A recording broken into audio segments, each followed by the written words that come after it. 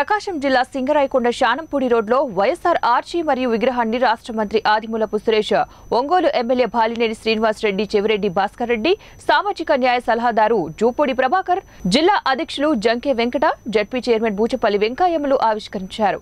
Doctor Battula Ashok Kumar Reddy ఆధ్వర్యంలో నిర్మించిన వైఎస్ఆర్ రాజశేఖర రెడ్డి విగ్రహాన్ని ఆవిష్కరించిన శ్రీనివాస్ రెడ్డి మాట్లాడుతూ, గతంలో గ్రూపుల వల్ల కొండేపి నియోజకవర్గం ఓడిపోయామని, ఇక మీదట ఎట్టి పరిస్థితిలోనూ గ్రూపులు ఉండకూడదని, స్టేజ్ మీద మండల స్థాయి నాయకులందరినీ పిలిపించి వారితో మాట్లాడి కలిసికట్టుగా పనిచేసి అత్యధిక మెజారిటీతో గెలిపించాలని పిలుపునిచ్చారు.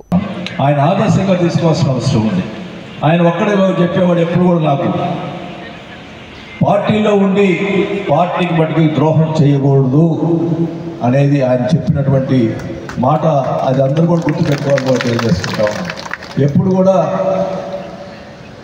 ఇప్పుడు ఇందాక మన అశోక్ రెడ్డి గారు ఉన్నారు, వాసు గారి దగ్గర అన్ని గ్రూపులు పోతాయని. నేను ఒకటే చెప్తా ఉన్నా, ఎవరు వచ్చినా నేను స్నేహపూర్వకంగా పనిచేసేదానికి ప్రయత్నం చేస్తాను తప్ప, ఇప్పుడు సురేష్ గారు కూడా చెప్తున్నారు, మళ్ళీ నువ్వు ఎమ్మెల్యే అయ్యి మంత్రి అయితే కూడా కొండేపించడానికి ఎవరు వచ్చినా కూడా నేను ఫోన్ చేస్తా.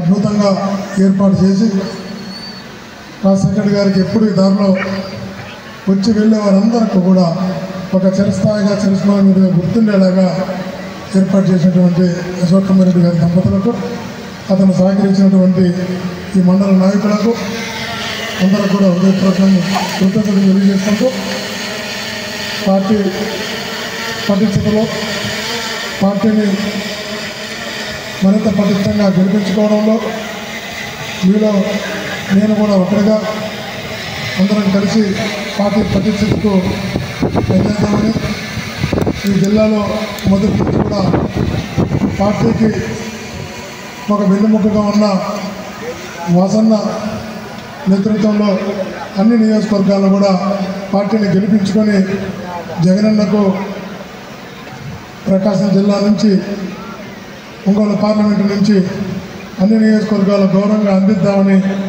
మీ అందరి ఆశీస్సులతో పార్టీ పటిష్టతకు కృషి చేస్తానని. ఈ 5 సంవత్సరాల కాలంలో సమన్వయకర్తలు మారడం వల్ల, సమన్వయకర్తలతోటి మరి కొంచెం పరిచయం ఎక్కువగా ఉండడం వల్ల, మరి ముఖ్యంగా వారితో అనుబంధం పెంచుకోవడం వల్ల జూపూడన్న అభిమానులు ఉన్నారు.